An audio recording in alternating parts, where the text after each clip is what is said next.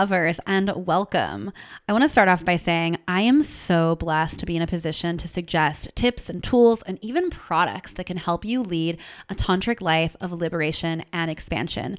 And one of my absolute favorite places to purchase spiritual and sexy items is Wands. Wands.com, spelled Wands. Wands sells, you guessed it, crystal pleasure wands, along with so much more, including yoni eggs, free bleed blankets, other amazing products for yoni steaming. I've been using these products and products similar to them for the better part of a decade, and they have been incredible allies in my journey of sexual healing and expanding my orgasmic potential. And I'm so grateful to be friends with the owner, Courtney. She's amazing. She has so generously provided us all with a discount code for 15% off, and that code is Leola.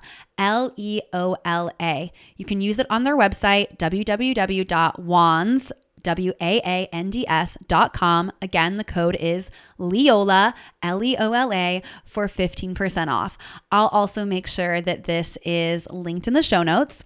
So thank you for listening, and you're welcome for the inevitable pleasure and healing that is coming your way with these products. Now, let's get into the episode.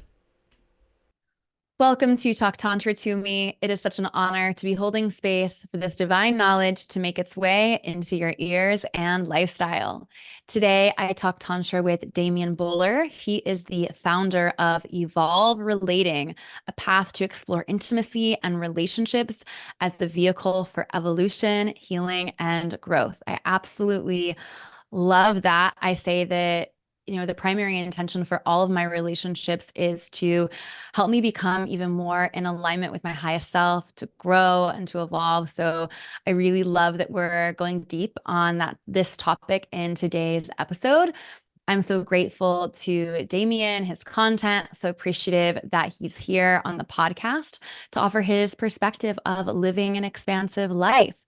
So thank you for being here, Damian. Why don't you start by telling us a bit about your journey with, stepping into the space of intimacy, coaching, founding, Evolve Relating. How did you discover this passion and purpose? It's like when I hear that question, I'm like, well, how far back do we want to go? I think that I was raised in a Buddhist household. My parents are both very devout Tibetan Buddhists. They've been practicing since before I was born. That was how they met. And so I was raised in a household that had kind of a spiritual path at the center of it. And I think perhaps because of that, there was always a desire, or like there was instilled in me earlier a sense that there was something to awaken to. There was somewhere to go, right? There was something that was beyond this world. But maybe because of the solo nature of this path and the ways that my father would meditate long hours in his little meditation room, and sometimes the only way I would get to spend time with him was if I would meditate next to him. This is like a 4 or 5 year old child. I don't remember when, but there was some time in that early part of my life where I was like, I don't want to do this alone. Like, I want to do this with somebody. And I think that was very alive for me from a young age. But then I really struggled with girls growing up, like really, really struggled. My early experiences were quite humiliating in primary school. My 8 and 9 year old self was rejected and really ridiculed, and all the way through high school was really an uncomfortable experience for me. So there was a need to learn how to relate to women. There was a need to discover what it was that would have me have the kind of connections that I want, and that was in the background for quite a long time. And I think it really kicked off in my early 20s when I found The Multi-Orgasmic Man by Mantak Chia in a secondhand bookstore. I think I was like 20 or 21 when I read that book, and I was like, okay, here's a direction. Here's somewhere I can go. And obviously I thought, sex would be the if I got really good at sex, then I would be able to find a really great girlfriend and keep her, and it'd be all wonderful. But that wasn't the case. Sex can be wonderful and you can still have a damaging, toxic relationship. My first girlfriend cheated on me. I cheated on her. It was a mess, like later on. I mean, I think there was just an unfolding process from my 20s onwards of just continually finding new tools. Like this relationship experience isn't working well. What other tools are there? And so I went down a process. I found it authentic relating as a tool and learned how to communicate more effectively. That didn't alleviate the kind of anxious tendencies that would occur inside of relationship and my fears of abandonment and the anxious avoidant dances that would play out. Later, I learned about attachment theory. I was like, oh, okay, this is something else. That makes sense of all of that. You know, and then, okay, attachment smoothing out, but then where do we generate our romantic and erotic chemistry? Okay, polarity. So it's just been this process of just exploring and cultivating tools for this purpose or this desire to have a relationship that would grow and allow me, like you said, and you were saying before, of like, allow me to grow into who I'm meant to be, like the life that I'm supposed to live and the love that I'm supposed to experience. Yeah, absolutely beautiful. It's interesting. I think that what people don't realize, people are really drawn to like learning about what will help amplify their sexual experiences, whether it be like with themselves or with another, but it's just this like draw into those parts of like the learning piece when it comes to relating.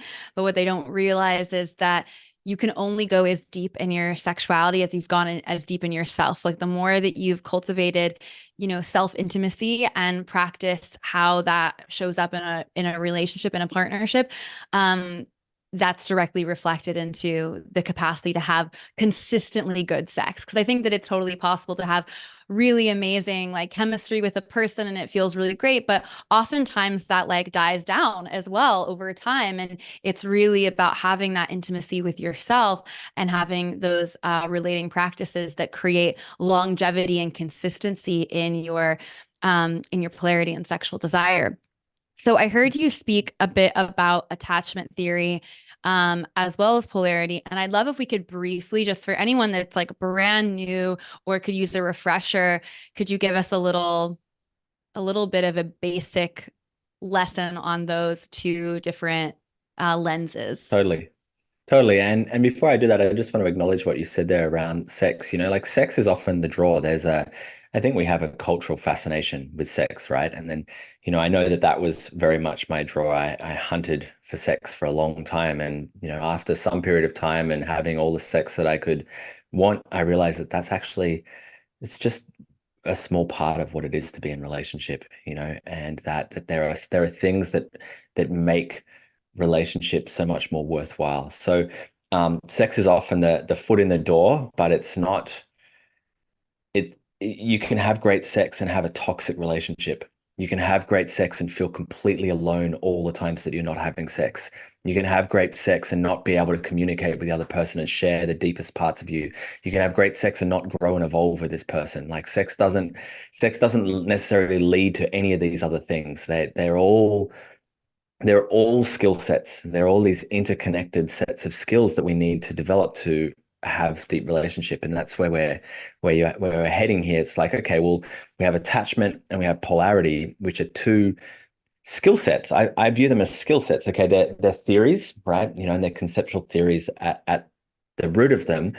But in order to use them functionally in our relationship, to have the kind of relationship that we want, we have to view them as skills to develop. So attachment is essentially, the way that I view it, is related to how we bond to other humans. So we're wired to bond. We are social creatures. We need to bond for our survival. When we're a child, when we're a baby, an infant, we can't walk, we can't move, we can't defend ourselves, we can't do anything. We are completely dependent upon our caregivers, usually our parents, right? And so we need to bond to them and they need to bond to us. They need to view us as caring for us as a baby is more important than caring for themselves. And this is the parenting instinct that most people have when a woman births a child. She's like, that's actually more important than my own well-being, right? At least for the early parts, right?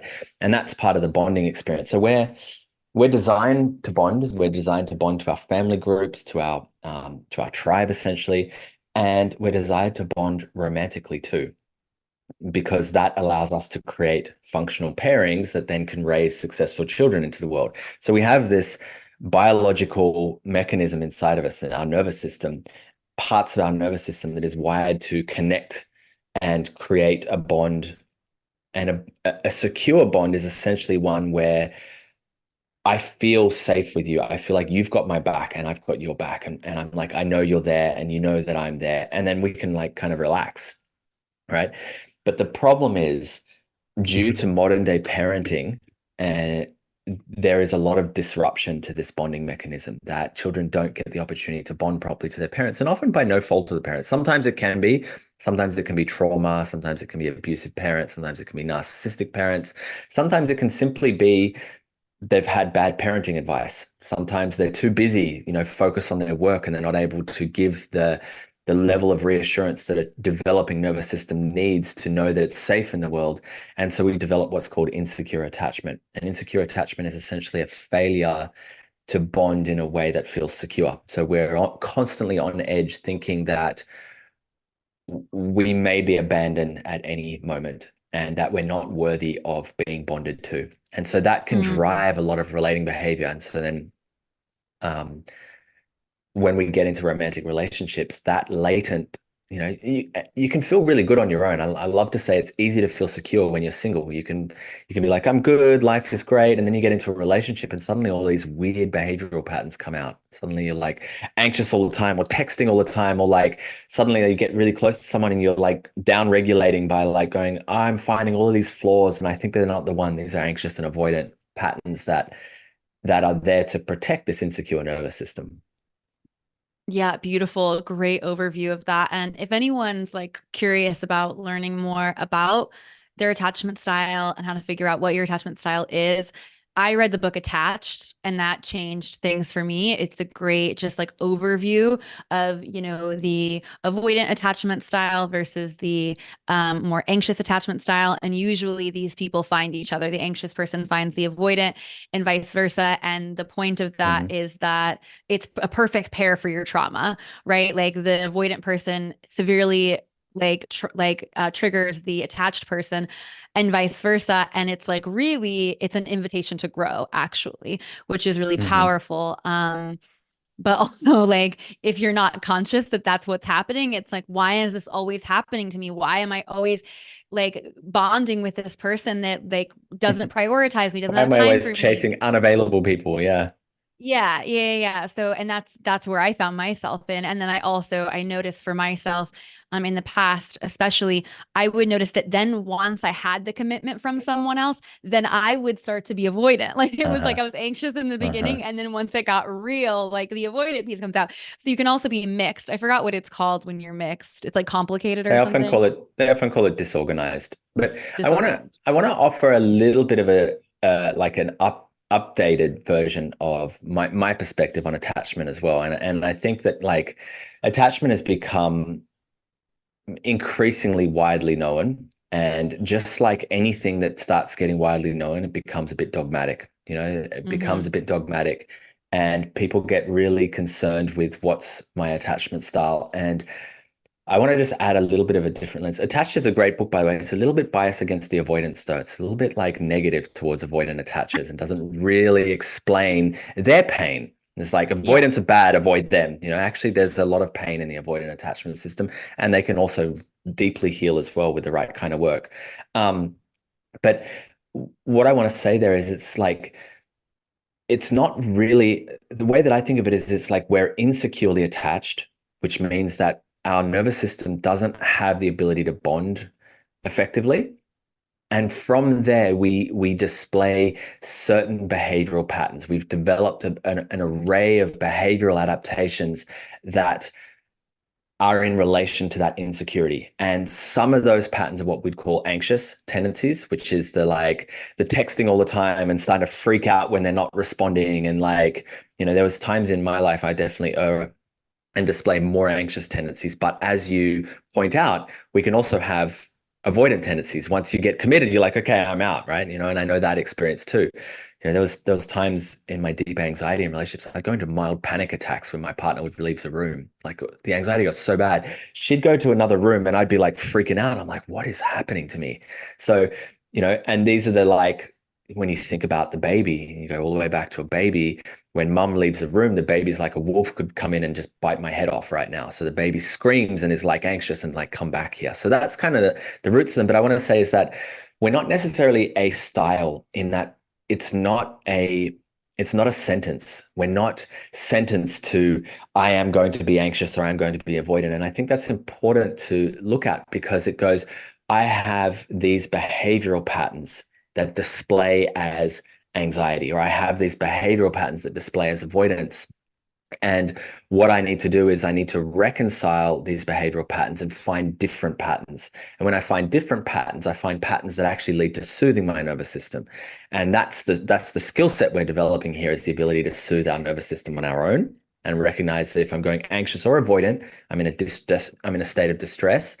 And then we're also learning to find patterns to soothe with another person. So ways of calming each other down. If my partner starts feeling a bit avoidant, there's ways, it's more often than not, she's feeling like she's about to be abandoned. So I can reassure her nervous system calms down and she opens more, and vice versa. Sometimes when I get a bit anxious, it's like there's a fear that I'm about to be left. If I'm reassured, my nervous system calms down. I open again. We go into what's called the social engagement system, which means that we're able to bond again and everything feels really good. And you can, for anyone who's listening, you can notice like when you're triggered, like we're insane, right? Like just absolutely insane. The kinds of thinking we can go into and the stories we can make up about our loved ones is just nuts. Like suddenly they're the devil and they're horrible and this and that. And we want to yell at them and tell them all these things. And then when you're regulated, they're beautiful and you love them and you want to be close to them and you want to be affectionate and you want to make love. And it's like literally that switch in the nervous system that we need to learn to keep in a secure position. Yeah, Yeah, 1,000%. I like to say that all of these things are tools and not rules. Like people can that's tend to right. take on the same sort of, like, oh, well, I'm a Virgo, so that's just who I am. It's like, oh, well, I'm avoidant and that's just Yes. it. And it's like using it as a crutch or pigeonholing yourself rather than seeing the opportunity here is really important. And again, seeing it as a tool, not a rule. It's one tool in the And toolbox. totally. I love that. I love that statement, a tool, not a rule. And to recognize that anxious or avoidant tendencies block intimacy. They will destroy our intimacy. If we have latent patterns that are anxious or avoidant, these habitual things, we will never be able to experience deep intimacy. They will always destroy it. They will always get in the way. We'll get over the honeymoon period in a relationship or a year or 2 years in, and suddenly the fights and the conflicts will get so strong, and it's usually an attachment pattern that's playing out. And if we don't resolve it, we would just leave that relationship and go to another one and experience the same thing and experience the same thing and experience the same thing. It's like we have to repattern our nervous system. We can't have intimacy and run these patterns at the same time. Yeah, 1,000%. So we have this one set of tools known as the Yeah, attachment theory. that's right. Let's talk about polarity. Can you lay the foundation for that so people can understand as we Yeah. merge them? So the way that I view polarity is it's really one of the fundamental laws or rules of the universe in that we live in a dualistic universe. So that means that there are always opposites, and the opposites create each other in a way. Like up creates down. You can't have down without up. You can't have up without down. You can't have hot without cold. You can't have cold without hot. It's comparative against the other side. And when you have these opposites in relationship to each other, they create energy. Like when you have a Mhm. plus and a minus sign of a magnet, you create an electromagnetic pull, which is a certain type of energy.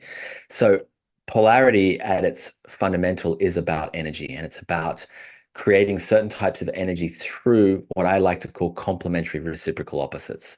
So we think of this as masculine and feminine. When you have masculine traits and feminine traits and they meet each other in certain forms, we create energy. And that energy that we most commonly associate with polarity is romantic or erotic energy. We experience sexual chemistry and we experience the romantic feelings of love. That's often what we experience from polarity.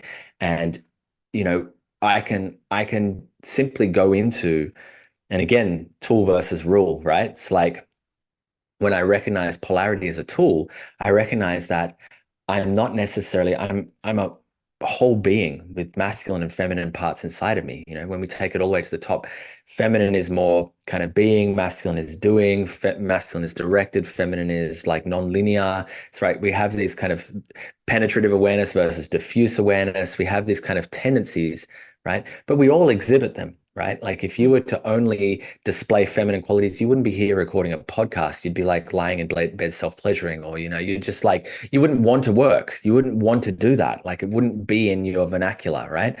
And that can be really challenging when people get into polarity and go, right, well, that means I have to be purely feminine or purely masculine, but it doesn't exist that way. The universe doesn't work that way. Like we have this beautiful symbol of the yin yang, which is an ancient kind of Taoist symbol to kind of represent life. And inside of yang, there's a little bit of yin, and inside of yin, there's a little bit of yang, which means that we are a whole being composed of all of it. And so then when we display those characteristics in relation to each other, we create arcs of energy. And we don't necessarily need to run it all the time. We run it to generate energy. If I was to go up to my partner and I like drop into like a very strong presence, like a penetrative presence, and I like gaze at her from that place, she will naturally, her body will start to undulate and open. That's just what will happen because we are creating an arc of energy between us. And that's what polarity is. Polarity to me is a tool or a skill set to create energy, mostly romantic, erotic energy, but we can also create energy of abundance and other things through this dynamic. Beautiful. And I love the teachings of polarity. And I mean, in Tantra, the teaching is that we do have an inner masculine and we have an inner feminine. Everyone has it. And a part of the journey is finding the balance between them, right? Yeah. And I've loved finding that in my own life, but also finding places where I can explore more of my femininity, specifically in my marriage, versus where I can really express my masculinity, like in my business. And what a gift that I get to explore this range in this Yeah. lifetime. And that's part of why I sometimes have steered away from some lineages of polarity because there can be this sense of like, I don't like to feel controlled and pigeonholed into my body, which expresses as feminine, and then having to only be in this more feminine dynamic, which at times can have this, my understanding is that some of the teachings can kind of perpetuate um some patriarchal or teachings that like don't feel empowering to me. They don't empower my feminine. And I think that that's the Hmm. thing, is that some of these lineages are like casting a shade on the powerful pieces of the feminine, like the feminine intuition and the feminine, power of seduction, and the places where they're like, actually, there's the most power in those places. But it's my belief that there's a little bit of a fear of that power. And that's why some of it's been shut down. But I'm curious for you to speak into some of the shadow of the polarity as well. Yeah, absolutely. I mean, I think the moment that anything becomes prescriptive, becomes dogma, we're going to be in shadow, right? The moment we classify masculine or feminine, say this is what masculine is, and if you're a man and you want to be in a, and this is what a lot of them, especially these modern day polarity teachings do, say like if you're a man and you want to be in a polarized relationship, you have to be masculine, and that's it.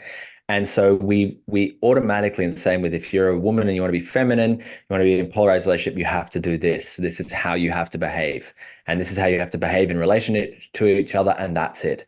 And the moment we create those kind of limitations, we have literally cut parts of ourselves out.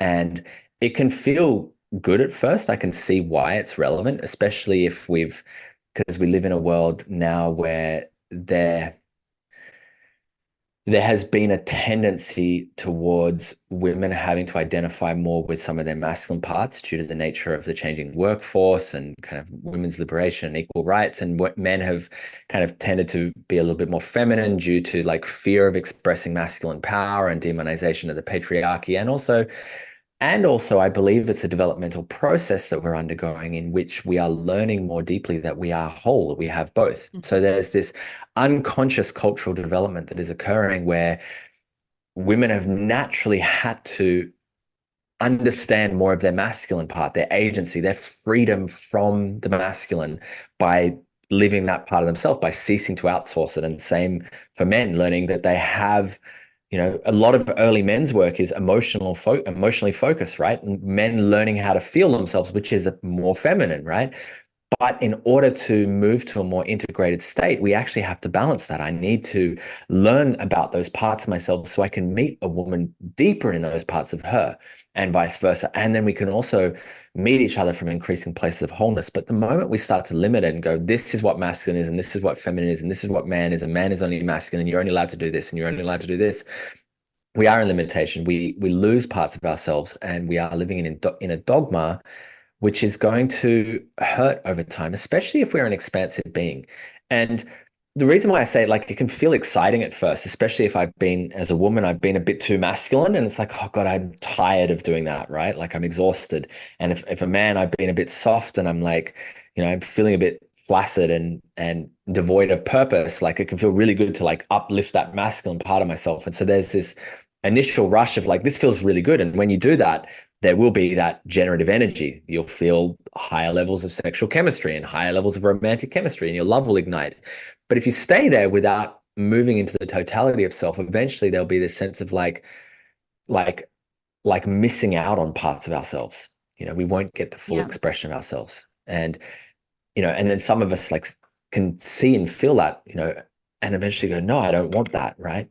We don't want to throw the baby out with the bathwater and be like, right, well, there's beautiful beneficial aspects of expressing this energy in relationship to each other, like with your husband. When you bring your femininity towards him and he brings his masculinity towards you, it probably feels really, really good. But if you were to stay in that all the time, only that, you'd probably feel very limited in your ability to express the rest of your life.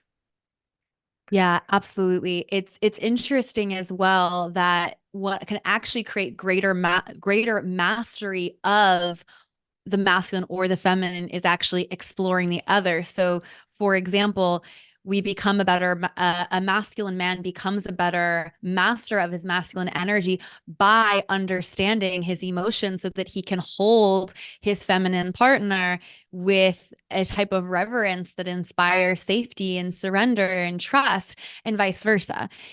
So it's like actually to really take on these practices holistically, there gets to be an understanding of the other. And I think that's one thing that's sometimes missed.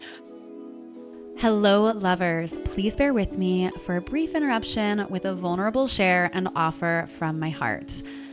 So when I first began my journey with spiritual intimacy and sacred sexuality, all I could afford were books and free podcasts. I was just out of college in my early 20s and honestly very, very broke. And I'm so grateful for all the complimentary, kind words and affordable wisdom that have gotten me where I am today. Price shouldn't deter you from healing. It shouldn't deter you from living the life you love or from reclaiming the most powerful energy in your body. It's my belief that time and commitment are also very powerful investments, especially when you're just dipping your toes in the water. You'll know when it's time to make the bigger cash investments in your journey, but let's begin together today with free love from my heart to yours. As you've already discovered, this podcast is free and it includes so much life-changing wisdom, but I'd also love to guide you to some free offers that are on my website, including a downloadable sexual shadow work workbook and a pleasure positive meditation. Both of these resources are amazing places to start in integrating the tantric principles of expansion and liberation into your life. And you can access these at www.talktantratome.com/free or find a direct link in the show notes. Now let's get back to the episode. I specifically loved in one piece of your content where you talked about the daddy-daughter dynamic that sometimes shows up in polarity teachings. And it's an interesting concept because there's this piece where like a lot of women like the daddy energy sexually.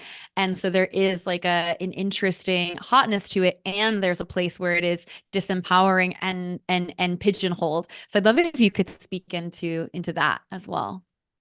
So I would say the biggest misunderstanding of which this daddy-daughter dynamic comes out is thinking that polarity needs a power differential.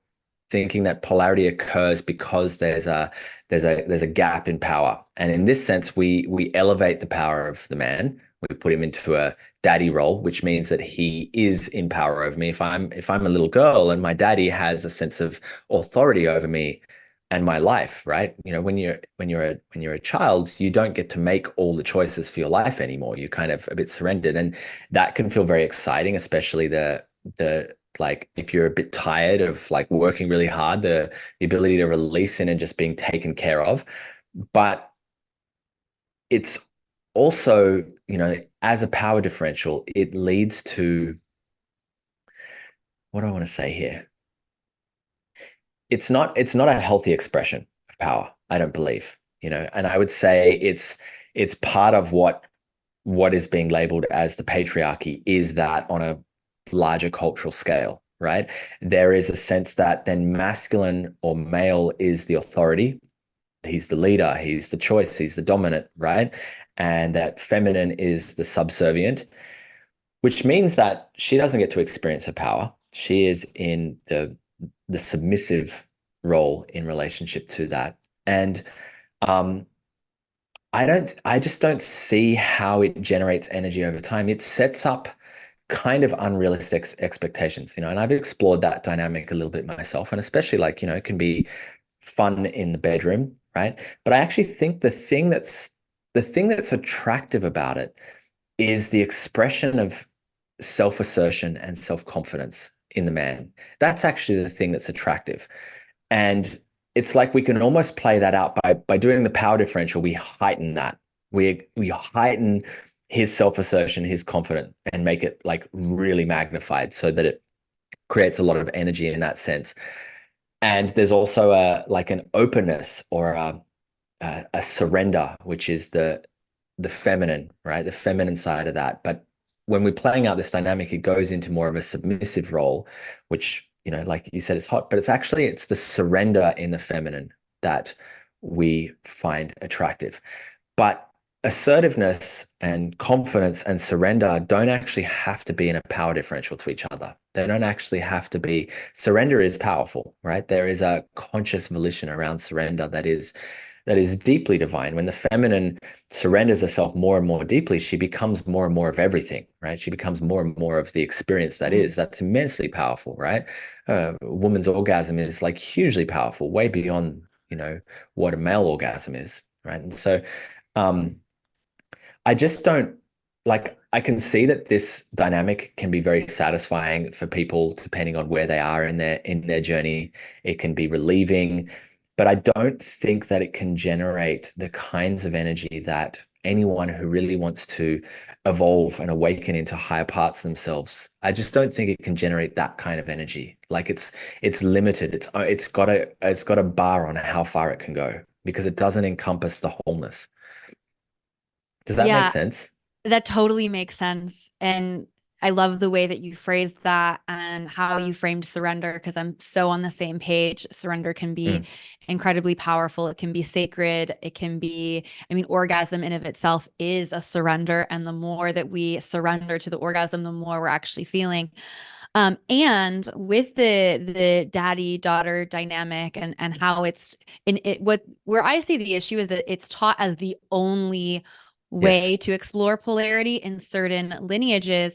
And I also want to say that I don't think that it's bad to explore daddy daughter. I think, especially sexually, I think that it's like very much about what is your intention for doing it and are you doing it consciously? So, for example, in my early 20s, I was dating men that were like 20 years older than me and like very much like playing out that dynamic intentionally and also unintentionally, but never consciously, just like, Hmm.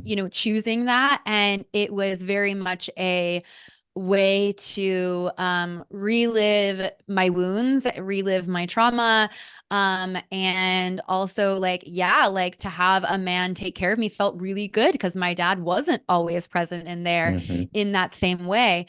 And at the end of the day, it took me healing that relationship to the masculine for myself on my own to now on the other side. There are moments where my husband and I play with that dynamic from a conscious space within a container. and Hmm. then it's not projected into the other parts of our relationship, and I'm empowered and encouraged to bring a an equal amount of, yeah, just power. So there isn't a power differential holistically in the relationship, and it's fun to explore that at times, intentionally, right, and consciously. Hmm. So I just wanted to put that out there as well. It's Well, all and about and the I intention. totally, and I think like if like playing it out in mindful settings, and it might not even be daddy daughter, it's just playing with strong expressions of dominance, which is like a kind of ability to exert certain types of pressure on the other person, essentially, is what dominance is. And the surrender to that experience is the thing that feels really hot, and the daughter is like a dynamic of that. But the problem with it is, if we, like you said, is if we explore that as like, this is how polarity is supposed to be, we got to recognize that it's ultimately disempowering, especially for women, infantilizing, right? It turns them into an infant. It diminishes responsibility, which can be great. It's like, oh, I don't have to be responsible for the way that I feel. I don't have to be responsible for my emotional expression. I don't have to be responsible for taking care of my own life. I don't have to be responsible for anything.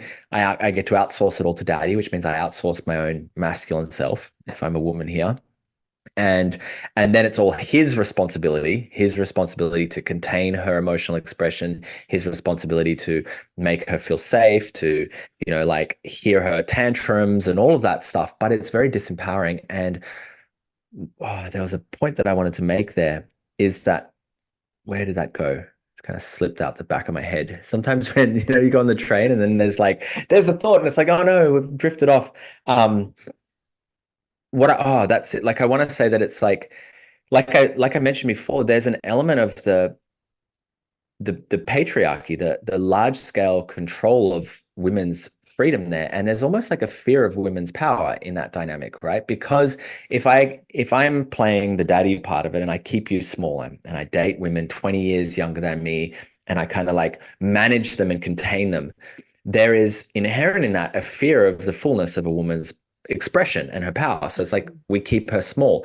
The sad thing about that is the woman voluntarily enters into that as well, voluntarily perpetuates the reduction of her power and the limiting and diminishment. And I think that we have, for hundreds of years now, perhaps even longer, had fear of women's power. We've had a constant need to suppress that power. And what we see when we play that out is there's a voluntary action around that. It's not just imposed, it's entered into willingly in this way by setting up these dynamics. There's almost a fear of her own power that plays out there as well. And her own power is expressed through responsibility and maturity. It's like when a woman becomes responsible for her own fullness of her experience, her own full expression, and then she enters into power. But that's a little bit scary, because it's like, well, I'm learning to use a rocket launcher, right? I'm Yep. like, you're learning to use something that has immense power, and I have to wield this thing in a way that's mindful. It's like, well, maybe if I don't use it at all and I pretend that I don't have it, and enter into those dynamics where I'm only playing with like plastic toys instead, right? Yeah, and it is very scary, I think, for a lot of women. That's such a good point, because a lot of us didn't really have moms that were empowered in their holistic femininity. And maybe for many generations didn't have women in our family that were.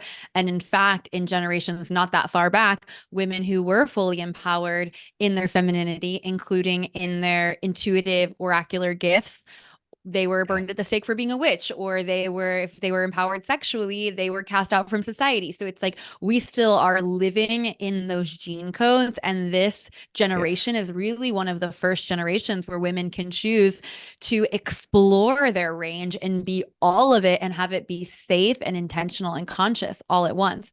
So it's a really powerful time. I'd love to now build a bridge Can, between can I just, the before we go, yeah. can I just speak one more thing to that? Because I love that. I love this kind of line of thinking, because the place where we want to go relationally, at least where I intuit, and I am certain many others intuit this space of like, there's something relationally that's possible. There's something that's possible in relationship. There's something that's possible for the evolution of our species, right? It can only happen from equal power. And equal power doesn't necessarily mean same, doesn't necessarily mean we express the same, doesn't mean we neutralize. One of the solutions to the the patriarchy or the polarity dynamics is actually to neutralize, right? Well, let's all be the same and let's not have any masculine or feminine at all. And that's not an answer either. That actually ends up disempowering everyone overall. So there's a way of recognizing the differences in our power, the oracular nature of the feminine, and her ability to see and perceive things and intuit things, which is immensely beneficial when synergistically in relationship with the masculine and his gifts, right? And so we want to find ways, the point of this, and this is polarity as well, right? It's like we talked about polarity as creating erotic and romantic chemistry, but it also can create other kinds of energy, right? It creates energy of evolution. It creates energy of abundance. When we bring these types of gifts together, we bring them and we bring them into a wholeness. So I am a whole being with my whole range, and I meet my partner as a whole being with her whole range. And together we create a new whole that is inclusive of all of our gifts.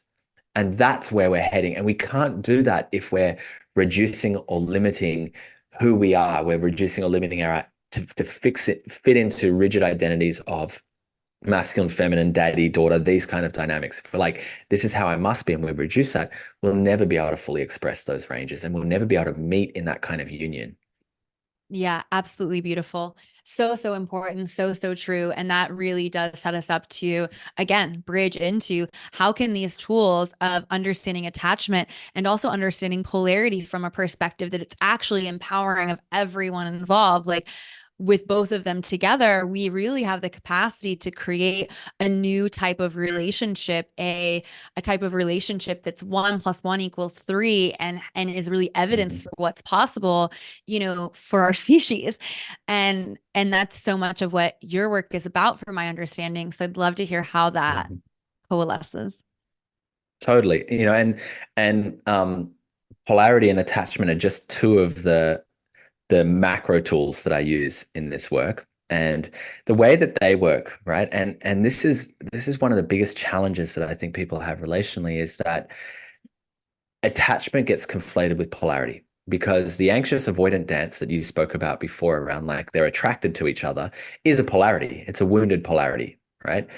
Polarities tend to attract towards each other. The anxious plays a pole, the avoidant plays a pole, the anxious plays a wounded feminine pole, whether it's a man or a woman, right? I am a man who had more anxious tendency, so I tended to play the wounded feminine in my relationships.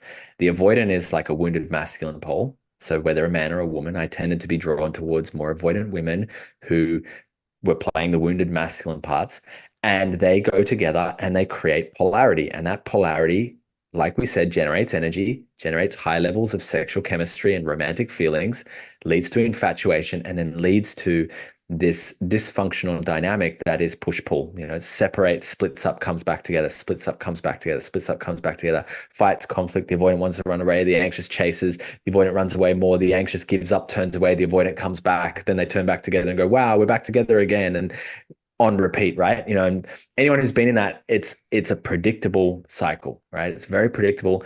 You do it long enough, and long enough isn't even that long, 6 months to a year of that kind of dynamic, and you end up in an addictive pattern.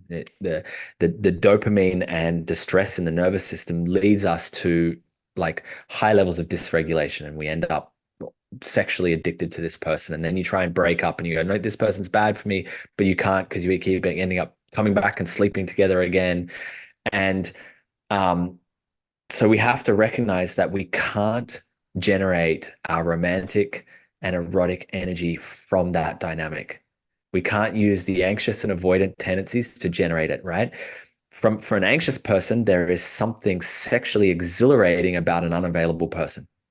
Someone who doesn't fully want us, but is kind of there, and the uncertainty about whether they're going to be in or out is exhilarating in a toxic way, right? And for the avoidant, there is something exhilarating about being wanted so badly by somebody. There is a kind of power, right?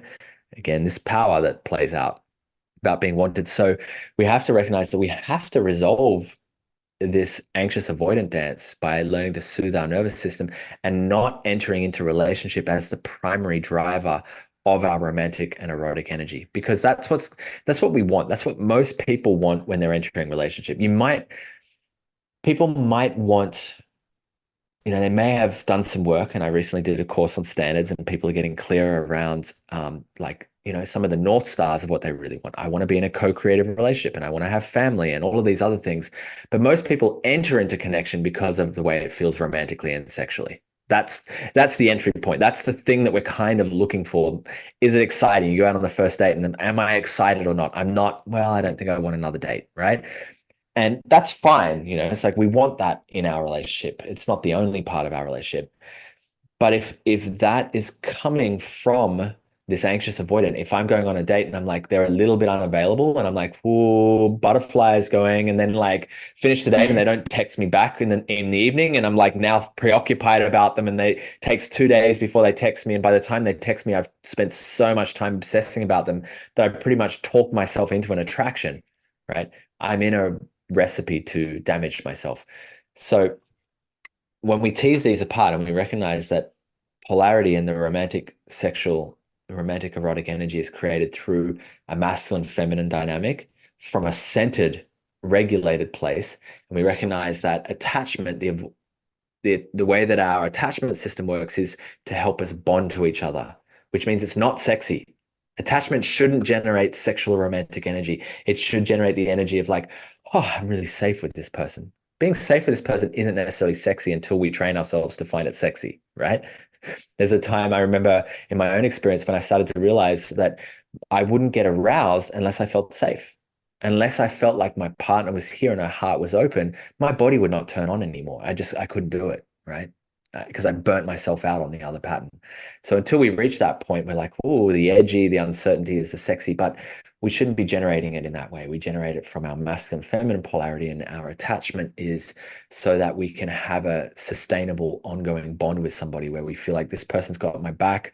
I feel like I'm relaxed around them. I know how to be myself. I can be myself freely around them. I don't have to hide and contort myself into ideas of like, if I fully express myself, maybe they won't like me anymore. It's like, well, we're in the wrong place. So that's kind of how I bridge them, almost by like separating them and recognizing that they're doing different things. But we often make them try and do the same thing. We often try and use our attachment to create our polarity, and it doesn't work. Yeah, I love the way that you explain that and bridge to the world, specifically around the anxious attachment being the wounded feminine at play, and the avoidant Mm. being the wounded masculine. And again, we all have the masculine and feminine within us. So we could be playing out either or both of those dynamics, and what an invitation to mature those inner parts of ourselves.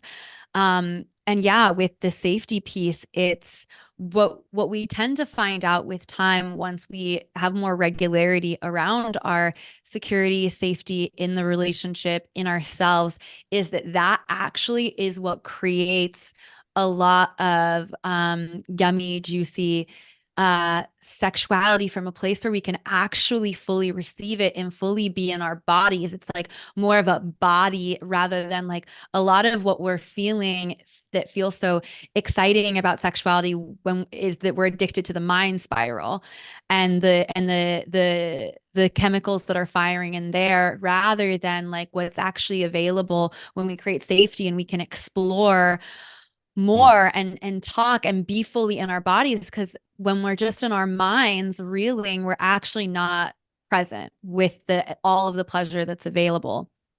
um and that newness wears off, and then that's where like the sex dies and you just get in that relationship that's like meh, at each other.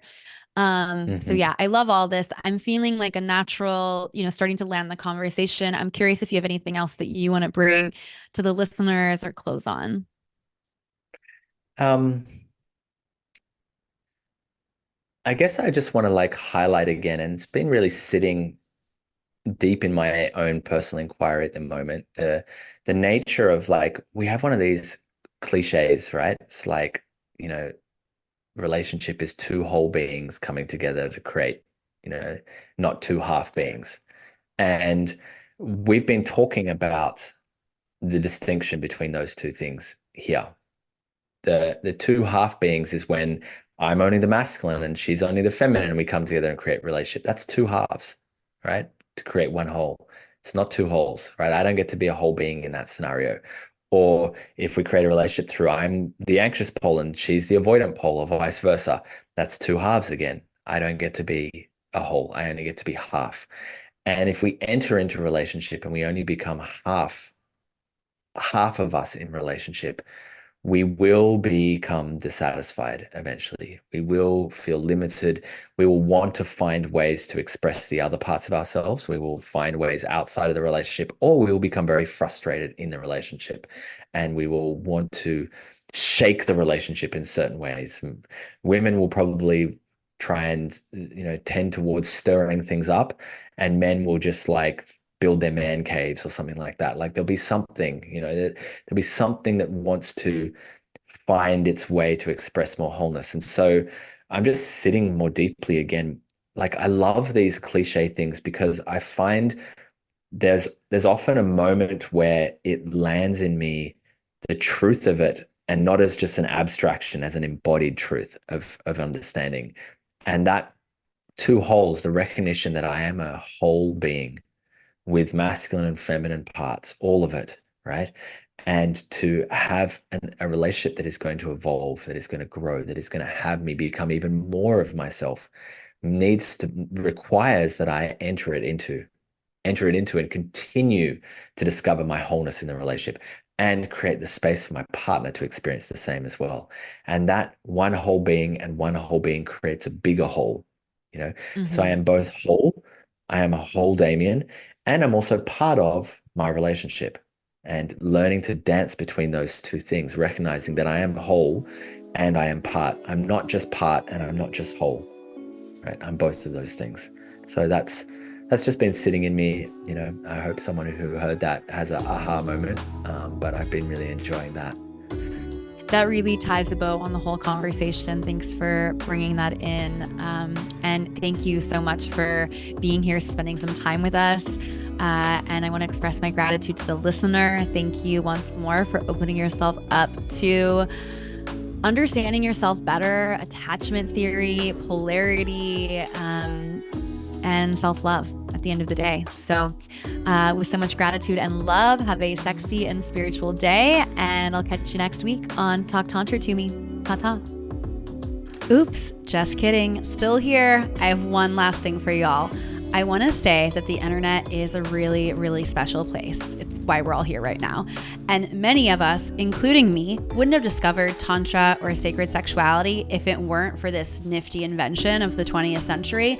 And almost none of you would have found my work and my vision without it. I love the internet, and I deeply desire to expand beyond it, to experience more real life love, community, and connection. So I invite you to check out upcoming Tantra events at www.talktantratome.com/events, or click the link in the show notes. I can't wait to give you a big squeeze in real life. Okay, now that's it. Ta-ta for real. Ta-ta.